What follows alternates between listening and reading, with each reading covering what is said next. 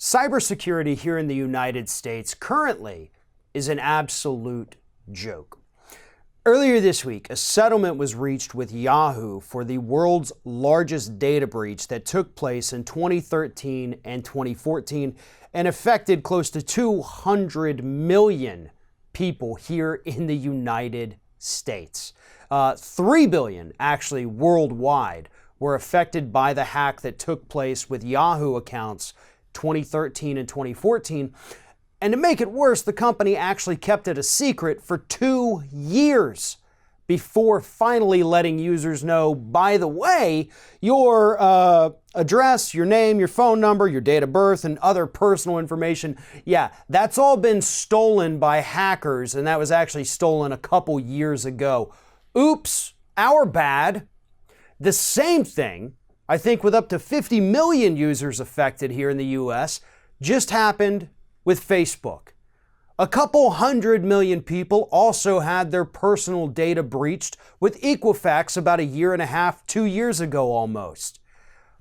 These hacks and these security breaches have become the new normal with online internet service providers, email providers, social media sites, credit monitoring organizations. They all have such poor security, and the United States is in absolutely no position to put any kind of security up there, that our data is permanently at risk. If you're on Facebook, if you've got a Gmail, if you've got a Yahoo email account, if you subscribe to one of these credit monitoring services, your data is currently at risk. We have seen too many stories like this come out in recent years. And here's the biggest problem. The reason why we're not seeing any action on cybersecurity is because of the lobbying and campaign money coming from these organizations who actually profit off of it.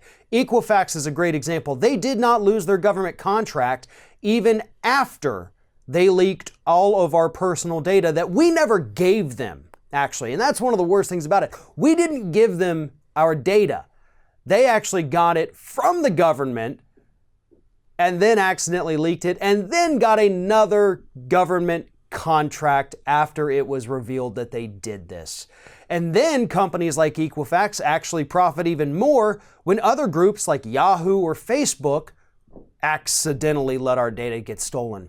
Because as part of this new settlement with Yahoo, which still has to be approved by a district judge, that's coming up late November, they're going to offer people $375, assuming you can prove that your data was stolen and you had to spend your personal time dealing with the fallout from that. If you can't prove that you had to deal with anything from it, you get $125. But nonetheless, that money is actually supposed to be spent paying a credit monitoring service to make sure nothing bad happens with your data. So you don't even get to keep that money from the settlement. That actually goes back to these other corporations, most of which are actually subsidiaries of big banks here in the US, so they profit again off of your stolen data. That's how it works in the United States. That's why we have such poor cybersecurity, why cybersecurity laws in the US are lagging so far behind the rest of the world, because we don't care enough to let corporations be punished, and instead we actually reward them when they put everything you have worked for your entire life up for hackers to grab.